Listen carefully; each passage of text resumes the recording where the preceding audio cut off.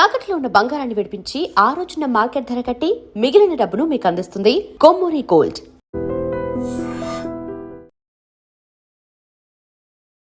ప్రస్తుతం మనం బీబీ నగర్లో ఉన్నాం.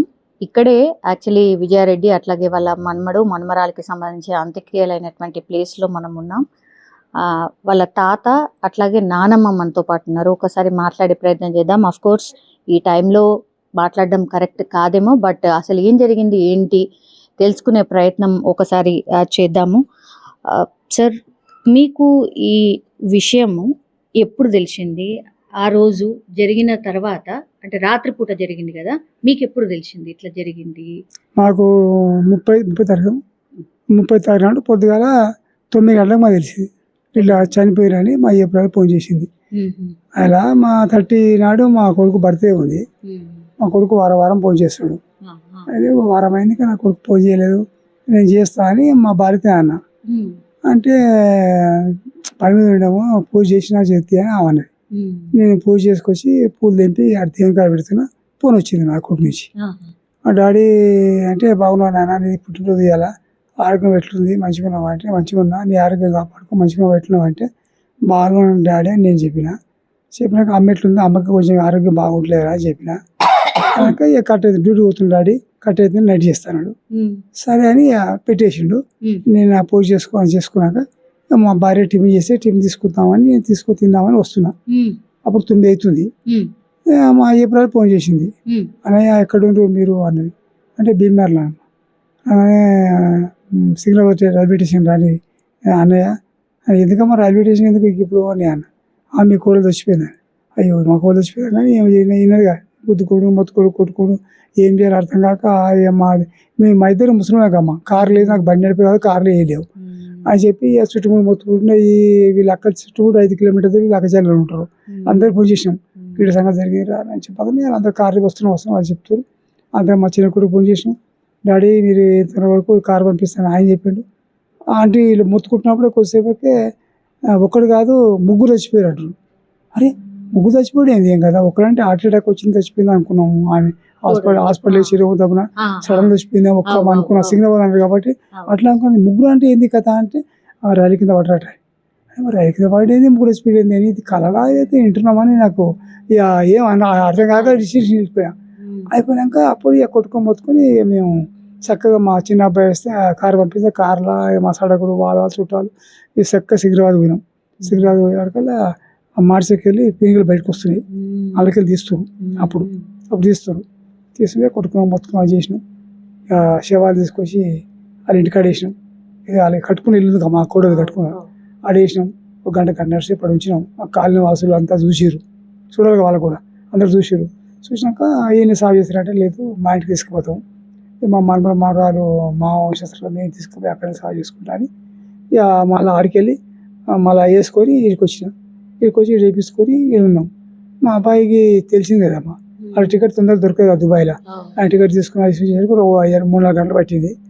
ఆయన 8 గంటల వరకు ఈడికి వచ్చేసాడు. ఈడికి వచ్చేసిండు. ఇక వచ్చేసి ఆ ఇంటికి పోలే, డైరెక్ట్ ఈడికి వెళ్ళొచ్చిండు. వెళ్ళొచ్చి ఈడికి తెల్లారి శవం దానం చేసినాం. దానం చేసి ఉన్నాం. అంతవరకు మాకు తెలుసు. ఇక అది ఏం జరిగింది మాకు తెలియదు. ఇక చనిపోయిన చెప్తే మేము పోయినాం, తీసుకొచ్చి సాగు చేసినాం. అంతవరకు అంటే 3 అది కూడా మన్మరాలు పెద్దగానే ఉన్నారు కదా సార్? వాళ్ళు చాలా పెద్దగా ఉండరు, మంచి వాళ్ళు, పేకాడు పిల్లలు, చాలా ప్రేమ.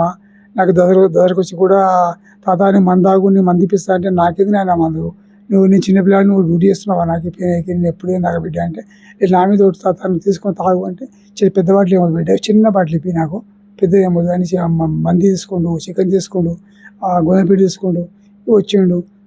అన్నీ చేసినాము. తయారు చేసినాక అందరూ నిమ్మలంగా రాత్రి 10 గంటలకి వెళ్ళిపోయారు. మేము చూసింది లాస్ట్ అప్పుడే, మళ్ళీ దసరా వచ్చినప్పుడే, మధ్యన మేము చూడలే ఎప్పుడు. అప్పుడే కానీ నెల అయిపోయింది. మధ్యన ఒకసారి వచ్చిర్రు. ఎప్పుడు సంక్రాంతి ముందామా రాలే, అప్పుడే ఆ పిల్లలు రాలే. అప్పుడు సంగతి మాకు తెలుసు. ఇక మాకు ఫోన్ చేయాలంటే కూడా హాస్టల్ ఉంటారు, 2 హాస్టల్ ఉంటారు. ఆయన పట్టచెరుకు ఉంటాడు అమ్మాయి, ఈయన మేడిపల్లెక ఉంటాడు. మనం ఫోన్ చేస్తాం కూడా ఛాన్స్ లేదు, వీల్లేదు. ఎప్పుడో వాళ్ళు అయ్యా అమ్మ దగ్గరికి ఇంటికాడికి వస్తేనే వాళ్ళు చేస్తేనే మేము మాట్లాడినట్టు. వాళ్ళు వచ్చి మాకు తెలియదుగా, తాత వచ్చిన అని వాళ్ళు మాట్లాడితేనే మనం మాట్లాడతాం. లేకపోతే మాట ముచ్చట ఏం లేదు. వాళ్ళు అక్కడ నిమ్మలంగా బతుకులో ఎనిమిదిగురు బతకని నిమ్మలంగా బతకని అని మేము అనుకుని ఊరుకుంటాం. కానీ ఆ సచ్చేదో మాకు వచ్చినా నిమ్మలం అవునే, కానీ వాళ్ళు బతికింటే బాగుండేమో అనుకున్నాం. కాపాడేది ఉంటే మనం కాపాడలేకపోయినాం వాళ్ళని. ఏ ఏ రూపంగా మనం మన ముందే ఏదైనా విషయం తెలిసింటే మన శాఖ కష్టపడి కాపాడుతాం. కానీ మనకి ఎలాంటిది వాళ్ళు చనిపోయేదాకా మనకి ఏం తెలియలేదు. అందుకే మనం కూడా ఏం చేయలేకపోయాం తల్లి. మీరు అంటే కోడలు మాట్లాడుతూ ఉంటుందా సార్? అంటే ఊకే మాట్లాడదామా, ఎప్పుడు ఒకసారి 2 నెలలకు 3 నెలలకు ఒకసారి. ఎందుకంటే ఆమె నైట్ డ్యూటీ చేస్తుంది, నైట్ చేసి పండుకుంటుంది. మేము కూడా ఎవరు ఇబ్బంది పెట్టాం. కోడళ్ళు కొడుకులు వాళ్ళు మాట్లాడితేనే మేము మాట్లాడతాం. మేము మాట్లాడకపోతే మేము మాట్లాడడం.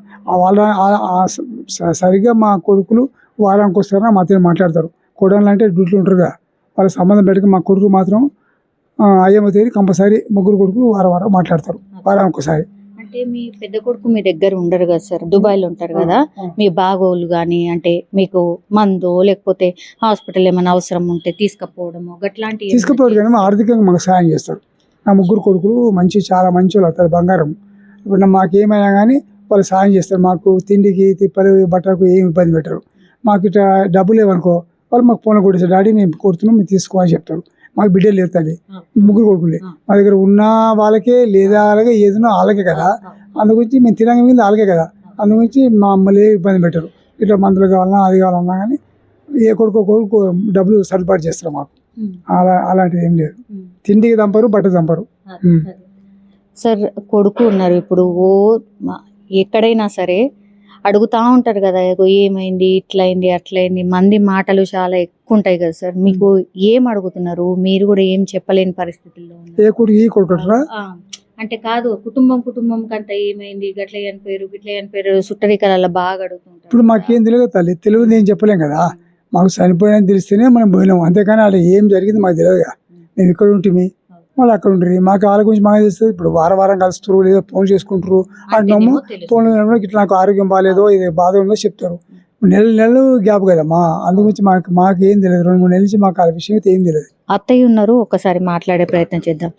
ఇక అందరికి ఒకటేసారి తెలిసింది అవన్నీ అంతే. ఇప్పుడు మా సార్ చెప్పినట్టే నాదే అంతే, ఆయన చెప్పేదే నేను చెప్తా, ఇంకా వేరేది ఏం చెప్పేది లేదమ్మా.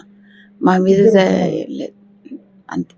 ఇప్పుడు మా సార్ చెప్పింది అంతే మ్యాటరు, నేను చెప్పేది కూడా అదే మ్యాటర్, అంతేగాని ఏం చెప్పేది లేదు, చెప్పలేదు. బాధ అంతే, బాధనే చెప్పడము అనడము మా వరకు, బాధ అని చెప్పడమే మా వంతు, అంతే. ఏం చెప్పలేము మేము. మీరు అనుకుని కూడా ఉండరు కదా మనమరాలు కూడా ఇట్లా ఇదైపోయినరు అని? ఇప్పుడు కూడా ఊగల్నే ఉన్నాం మేము ఊగల్నే ఉన్నాం. అంటే మేము ఇప్పుడు అలా హాస్టల్గా ఉన్నారు కదా, చదువుకుంటారు కదా అని ఊగలు ఉన్నాం మేము ఇప్పటికి కూడా. ఇంటి ముంగట తెచ్చిపెట్టినా కానీ ఊగల్నే ఉన్నాం, అంత ఊగలు ఉన్నాం మేము. ఏం చెప్పలేము బిడ్డ. సంతోషం ఎప్పుడో పోయింది, వెళ్ళిపోయింది.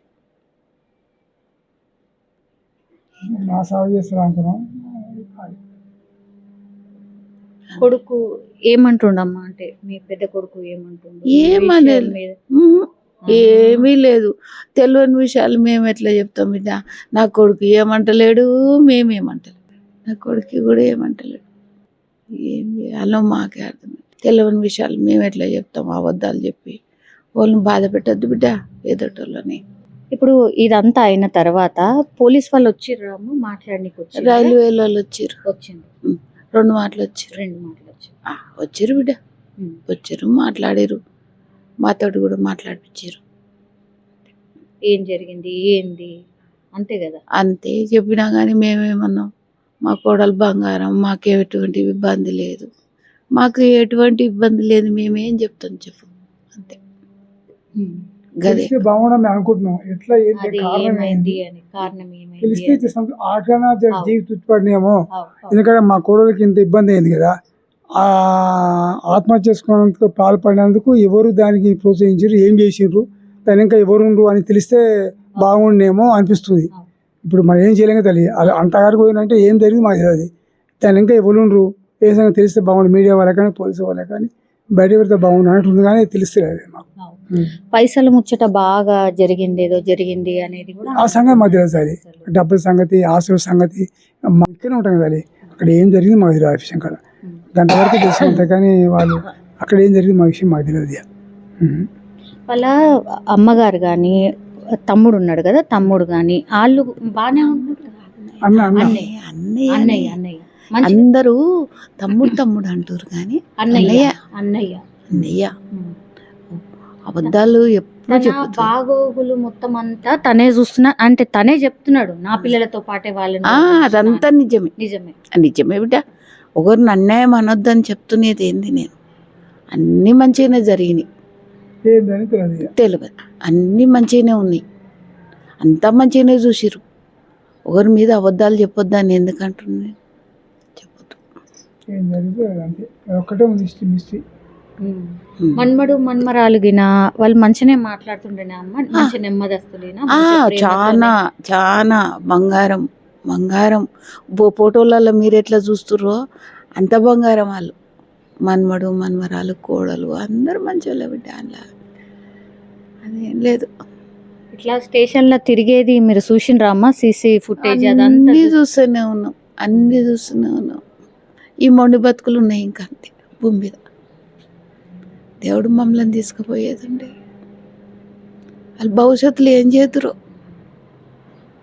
చెప్పలేకపోతున్నాం మేము, అంతే. భవిష్యత్తులో ఏం పని చేసి బతుకుతురో, ఎంత పేరు తెద్దురో నా మనవడు నా మనవరాలు జీవితంలో.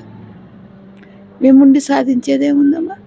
ఇప్పుడు మేమిద్దరం పెద్ద మనుషులం ఉండి సాధించేదేముంది? మేము పెద్దోళ్ళం వినాం కదా, అంతవరకే. అమ్మ అక్కడి వాళ్ళు లేరు ఎందుకు, మీతో పాటు ఎందుకు లేరు? ఉన్నారమ్మా, నిన్న మొన్న ఉన్నారు. ఇప్పుడు ఇది కార్యక్రమం చేసేటప్పుడు ఇలా పొద్దుకంగా నన్ను వస్తారు, రేపు పొద్దున్న నన్ను వస్తారమ్మా.